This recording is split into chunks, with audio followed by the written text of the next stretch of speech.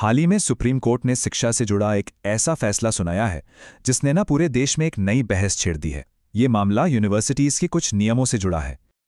अब इस मामले की गंभीरता को समझने के लिए सीधे चीफ जस्टिस सूर्यकांत की इस चेतावनी पर गौर करते हैं। अगर ये जारी रहा तो समाज पट जाएगा। समझिए, ये सिर्फ एक कानूनी टिप्पणी नहीं थी। ये एक बहुत ही गहरी बात थी जो यूनिवर्सिटी ग्रांट्स कमीशन यानी यूजीसी के बनाए नए नियमों के सामाजिक असर पर की गई थी। तो सवाल ये है कि आखिर ये नियम थे क्या और क्यों अदालत को ऐसा लगा कि ये समाज को बांट सकते हैं। चलिए इस पूरे विवाद की जड़ को समझते हैं। ये सब शुरू हुआ यूजीसी के बनाए कुछ नए नियमों से। देखिए, इन नियमों का मकसद तो बहुत नेक था। इन्हें हायर एजुकेशन इंस्टीट्यूट्स में जाति के आधार पर होने वाले भेदभाव और हैरासमेंट को रोकने के लिए बनाया गया था। मतलब लक्ष्य साफ था, छात्रों को सुरक्षित माहौल देना। तो फिर पंगा कहां से शुरू हुआ? इतने अच्छे इरादे के बावजूद इन नियमों में इस्तेमाल की गई भाषा, बस वहीं से एक बड़ा विवाद खड़ा हो गया। असल में विवाद इस बात पर नहीं था कि भेदभाव को रोकना है, अरे वो तो सबको करना है। झगड़ा इस बात पर था कि नियमों के तहत सुरक्षा पाने वालों की लिस्ट में किसका किसका नाम लिखा गया था। अब ये जो स्क्रीन पर दिख रहा है ना, यही है पूरे विवाद का सेंटर पॉइंट। नियमों के हिसाब से शिकायत करने का हक शेड्यूल्ड कास्ट्स यानी एससी, शेड्यूल्ड ट्राइब्स यानी एसटी और अदर बैकवर्ड क्लासेस यानी ओबीसी को दिया गया था, लेकिन इसमें जनरल कैटेगरी के छात्रों का कोई जिक्र ही नहीं था। अब जिन लोगों ने नियमों को चुनौती दी, उनके तर्क भी सुनने लायक हैं। उनका कहना था कि ये तो संविधान के आर्टिकल 14 जो सबको बराबरी का हक देता है, उसका सीधा सीधा उल्लंघन है। उन्हें लगा कि इससे एक समूह के खिलाफ पहले से ही गलत धारणा बन जाती है।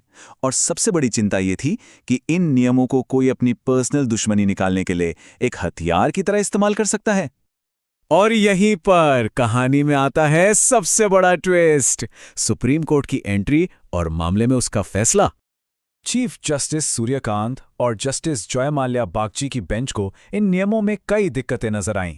उनकी सबसे बड़ी चिंताएं थीं, पहली, नियमों की भाषा बहुत कंफ्यूजिंग थी। दूसरी, इसके गलत इस्तेमाल की संभावना बहुत ज्यादा थी। तीसरी, इससे समाज में एक खतरनाक बंटवारे का खतरा था। और चौथी, किसी एक ग्रुप को बाहर रखकर एक गलत परंपरा शुरू हो रही थी। कोर्ट की इस चिंता को चीफ जस्टिस ने एक बड़े ही सरल उदाहरण से समझाया। उन्होंने कहा, सोचिए, साउथ का कोई स्टूडेंट नॉर्थ में पढ़ रहा है या नॉर्थ का साउथ में। कुछ कमेंट्स तो होते ही हैं। अगर उनकी जाति पता ही ना हो तो वो किस नियम के तहत मदद मांगेंगे? ये दिखाता है कि भेदभाव तो किसी के भी साथ हो सकता है। तो इन सारी चिंताओं को देखते हुए कोर्ट ने 1, 2, 3 बड़े कदम उठाए।